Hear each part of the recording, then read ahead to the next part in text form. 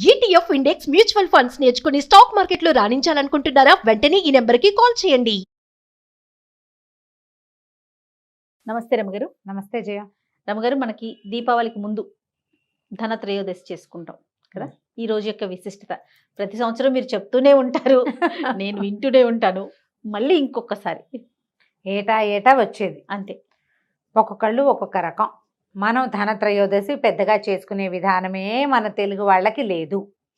మన పుణ్యమా అని హిందీ వాళ్ళు మన పుణ్యమా అని కేవలం సోషల్ మీడియా వల్ల, బంగారపు షాపుల వాళ్ళ వల్ల, గోల్డ్ మర్చెంట్స్ వాళ్ళ వల్ల చాలా ప్రాముఖ్యతని సంచరించుకున్నటువంటి పండగ ధనత్రయోదశి, ధన్తేరాస్. అవును, మనం అస్సలు చెయ్యం. దీపావళికి మన లెక్క ఏంటి? ఒకవేళ ఇళ్లలో చేసుకుంటే బూజులు దులుపుకోవటం మెయిన్. అవునండి, మొత్తం శుభ్రం చేసుకోవటం, పాతవి బారేయటం, ఇల్లు శుభ్రం చేసుకోవటము, ప్రమిదలు కొనుక్కోవటము, తర్వాత ఏమో దీపావళి టపాసులు ఏమైనా వీలైతే చేసుకోవటం, దీపావళి నోములకి తయారీ చేసుకోవటం, అంతే. అవే మన బంధ. ఇంకంతకంటే మనకేం లేదు. వాకిళ్ళు గీకిళ్ళు చక్కగా పేడతో మెత్తి నీట్గా అలికి ముగ్గులు వేసుకుని దీపాలు పెట్టుకునేందుకు వీలుగా చిట్టి ముగ్గులు వేసుకుని ఈ గందరగోళంలో ఉండేవాళ్ళం. మన ఒక 10-12 ఏళ్ల నుంచి ధనత్రయోదశిలో ముంచి తేల్చారు. కాబట్టి ప్రతిసారి కొనుక్కోవాలా, వాళ్ళు మా అత్తగారు కొన్నారు, వాళ్ళు కొనుక్కున్నారు, నేను కొనుక్కోపోతే ఎట్లా? నువ్వు కొనుక్కోవడానికి ఒక రోజు కోసం ధనత్రయోదశి వచ్చింది అంతే, అంతకంటే ఏం లేదు. నిజానికి మనం బంగారం వెంబడబడుతున్నాము. నార్త్ ఇండియన్స్ అందరూ కూడా దీపావళికి కొత్త వస్తువులు కొనుక్కుంటారు. వాళ్ళకి దీపావళి ప్రధానమైన పండుగ. వస్తువు అంటే ఏంటి రమ్మగారు? ఏదైనా ఇప్పుడు మా అక్కయ్య అహ్మదాబాద్లోనే ఉంది, గుజరాత్లో ఉన్నారు కదా. నాకు ఎవ్రీ ఇయర్ తెలుసు దీపావళి వస్తుంది కాబట్టి ఎప్పుడు దసరా పండుగ నుంచి దీపావళి క్లీనింగ్లు మొదలు పెడతారు. దీపావళికే ఏళ్ళకి రంగులు వేయించుకుంటారు, సోఫాలు మారుస్తారు, సోఫా కవర్లు మారుస్తారు, కర్టెన్లు మారుస్తారు, కప్పులు మారుస్తారు, డోర్ మ్యాట్స్ మారుస్తారు. అన్ని కొత్తవి వేసుకుంటారే? ఏవో ఒకటి కొత్తవి, అన్ని కొత్తవి చేసుకోగలిగే వాళ్ళు కొత్త చేసుకుంటారు. కనీసం ఏదో ఒక కొత్త వస్తువు, మన కొత్త బట్టలు వేసుకుంటాం చూడు, అట్లా వస్తువులు ఏంటంటే వాటితోటి లక్ష్మీదేవి వస్తుందని వాళ్ళ నమ్మకం. ఎక్కువగా వ్యాపారస్తుల ఇళ్లలో ఇవి విశేషంగా కనబడతాయి. అవును, మొత్తం ఒకళ్ళ వాసన పక్కింటి వాళ్ళకి, మన ఇంట్లో మొగలి పూలు ఉంటే పక్కింట్లో కూడా వాసన వస్తుంది. అలాగా ఇలాంటి పద్ధతులు ఒకళ్ళ నుంచి ఒకళ్ళకి వెళ్ళిపోయినాయి. మామూలుగా మనం ఏం చేస్తాం, ఆనవాయితీలు పాటిస్తాం కదా. అవును, మన ఇళ్లలో లేనిది చెయ్యం, కానీ మన ఇంటా వంట లేనివి ఇలాంటివి వాడుకుంటాం, చేసేసుకుంటాం. ధనత్రయోదశి మీ అత్తగారు చేయలే, మీ అమ్మ చేయలే, ఎవరు కొనుక్కురాలా, మనం మాత్రం ఎందుకు కొనుక్కుంటున్నాం? వీటికి మనం అసలు చేసుకోవచ్చా చేసుకోకూడదు ఉండదు. మనకి మీకోసం కామెంట్స్ వస్తాయి కదా, వాటిలో ఒక్క చోట కూడా ఉండదు రమ్మగారు. ఉండదు, ఈ విషయం మాత్రం ఉండదు. నేను ఏం కొనుక్కోవాలి అవి అడుగుతారు, వేరేవి అడుగుతారు. ఈ అడగటం మా ఇంట్లో లేదు నేను చేసుకోవచ్చా అలాంటి ప్రశ్నలు వస్తాయి. మా అత్తగారు చెయ్యరు, నాకు చెయ్యాలనుంది, ఇలాంటివి కూడా అడుగుతారు. కానీ కొనుక్కోవడం వ్యవహారంలో మాత్రం సలహాలు అక్కర్లేదు, కొనేసుకుంటారు అంతే. మన మనసుని బట్టి అంతే. ఈ ధనత్రయోదశి నాడు కుబేరుడి జన్మదినం అని కుబేర పూజోత్సవం అని చేసుకుంటారు. ఇవాళ చేసే లక్ష్మీ పూజ విశేషము ఏమీ లేదు. ధనదుడు, ధనదహ అంటే కుబేరుడు అని అర్థం. అతనిని పూజించటం, డబ్బు ఖర్చు పెట్టి ఏదైనా ఒక వస్తువు ఇంటికి తెచ్చుకుంటే కనుక, అంటే మన సరసమైన ధరకి కొనుక్కోవటం. 100 రూపాయలు ఖర్చు పెట్టాలి, ఖర్చు పెట్టి ఆ 100కి సరిపడా ఒక వస్తువుని మన ఇంటికి తెచ్చుకుంటే అది మనకి ఇబ్బడి ముబ్బడిగా వృద్ధి అవుతుందని ఒక నమ్మకంతో చేసే క్రియ. ఓకే, అందుకని బంగారం కొనుక్కుంటే ఎప్పుడు బంగారమే కొనుక్కుందని, పెరుగుతుందని ఒక భావన. అక్షయ తృతీయ చేయమా కదా, అక్షయ తృతీయ చేస్తాం. పుష్యమి నక్షత్రం గురువారము పుష్యమి నక్షత్రం వస్తే అది కూడా చాలా మంచిది. ఆ రోజున బంగారం కొంటే వృద్ధి అవుతుంది, ఫలానా తిథులలో బంగారం కొంటే వృద్ధి అవుతుందని ఇలాంటి నమ్మకాలతో చేసే వ్యవహారాలే తప్పిస్తే అంతకంటే బొత్తిగా ఏమీ లేదమ్మా. ధనత్రయోదశి మీకు ఓపిక ఉంటే. మీరేం మారుస్తున్నారండి? మీరేం కొంటున్నారు కొత్తవి అనుకున్నారు అసలు ఏమైనా? ధనత్రయోదశికి 2 రోజులు, 1 రోజు ముందే మా అబ్బాయి ప్రయాణం అవుతాడు బహుశా ఫారిన్.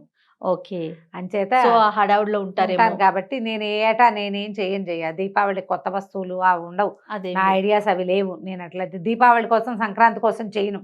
నేను చేయదలుచుకున్నప్పుడు, నాకు అవసరం అనిపించినప్పుడు, బజార్ వెళ్ళి ఏదైనా ఇది మనకు ఉపయోగపడుతుంది అని అనుకున్నప్పుడు తప్ప ఈ రోజుల్లో ఇది చేయాలన్న నియమం లేదు. శుభ్రం చేయటం మాత్రం ఉంది, ఇల్లు క్లీన్ చేసుకోవటము ఆల్రెడీ మొదలు పెట్టేసాం. పాత వస్తువులు తీసేస్తాను కొన్ని, అంటే డోర్ మ్యాట్స్ అవి పాత పడిపోయినవి తీసేస్తా, దుప్పట్లు అవి కొంచెం చిరిగిన ఉంటే ఒక మెషిన్ మీద 2-3 కుట్లు వేసేసి చిరిపో బెడ్షీట్లు సన్న హోల్ పడింది అనుకో, పిల్లలు కాళ్ళు వేళ్ళో తగిలించి చింపేస్తారు. అవును. వాటిని సన్నగా కుట్లేసేసి ఎవరికైనా వాకిళ్ళలో వాళ్ళకి ఇచ్చేస్తా, కప్పుకుంటారు. అవును. పాత దుప్పట్లు ఇస్తాను. ఈ సీజన్లో నేను ఎప్పుడూ చేసే పని అదే. దుప్పట్లు, పిల్లో కవర్సు ఎవరికైనా ఇచ్చేసి కొనుక్కుంటే కొన్ని 1-2-3 కొత్త దుప్పట్లు కొంటాను. ఈ సంవత్సరం మా అక్కయ్య తెచ్చింది కాబట్టి ఆ పని కూడా లేదు. ఓకే. గుజరాత్ నుంచి వచ్చాయండి. కొన్ని వచ్చాయి కాబట్టి ఆ వ్యవహారం కూడా లేదు. జనరల్గా మనం చేసేది ఈ సీజన్లో ధనత్రయోదశి నాడు మీరు ఒకటి జ్ఞాపకం పెట్టుకోండి, కొనుక్కోవటం కాదు, ఇవ్వటం. ఇచ్చేదాని గురించి ఆలోచించండి. ఈ త్రయోదశి నాడు మీరు ఏ పాత వస్తువైనా దానం చేస్తే మీకు దాన ప్రక్రియ పెరుగుతుందని తెలుసుకోండి. సూపర్. బాగుంది కదా ఐడియా. అద్భుతం. కొనుక్కోగలరా? మీరు కప్పులు కొనండి ఇంట్లోకి, ఏదో స్టీల్ సామాన్లు కొనుక్కోండి, ఏదో వస్తువులు కొనండి, ఏదో ఒకటి కొనుక్కోండి కొత్తది. అంటే మనకి పండగ కొత్త వస్తువు వచ్చేసరికి ఒక ఉత్తేజం ఉంటుంది మనకి.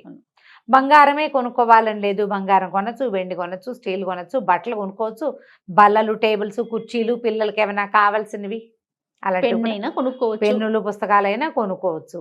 నేనైతే ఈ పని చేస్తా. ప్రతి దీపావళికి 2-3 దుప్పట్లు మా ఇంట్లో నుంచి బయటకు వెళ్తాయి గ్యారంటీగా.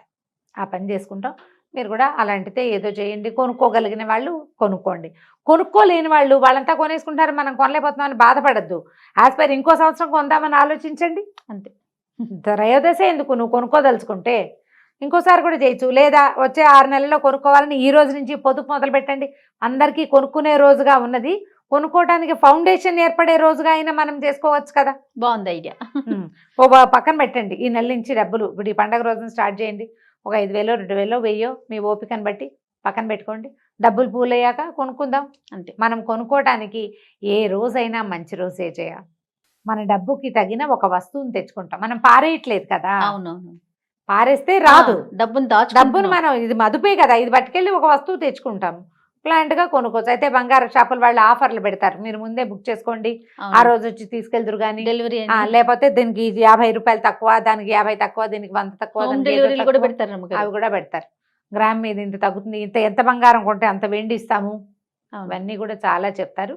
కాకపోతే బట్టలు కొనుక్కోకుండా ఉండాలి అని అనుకుంటా జయ నేను. చిరిపోతాయి కదా, అలా కాకుండా వస్తువు వాడకంగా ఉంటుంది. రోజువారీ వాడుకునే వస్తువులు కొనుక్కుంటే యూటిలిటీ కూడా బాగుంటుందేమో. ఈ రోజు ఇది మంచి రోజు అని చెప్తారు కదా. అవునవును. ఇలా ఆలోచించండి. ప్రీవియస్ వీడియోస్లో కూడా కొంచెం అటు ఇటుగా ఇలాగే చెప్పామమ్మా. అవును. ఈ ఏడాది కొత్త ఐడియాస్ ఇంకేమైనా యాడ్ చేసాము, వాటిని కూడా పాటించడానికి ట్రై చేయండి. మీ సొంత ఐడియాస్ ఏమైనా ఉంటే వాటిని తప్పకుండా ఇంప్లిమెంట్ చేయండి. మంచి పనికి ఎప్పుడు కొత్తదనం కావాలి. అవునండి. కొత్త ఐడియాస్ యాడ్ చేయండి బెస్ట్ థింగ్స్ చేయటం కోసం. అనవసరంగా వృధాగా ఖర్చు పెట్టకండి, ఖర్చు పెట్టలేదని బాధపడకండి. హ్యాపీగా దీపావళిని చేసుకోండి. రైట్ రమ్మ గారు. నమస్తే. నమస్తే.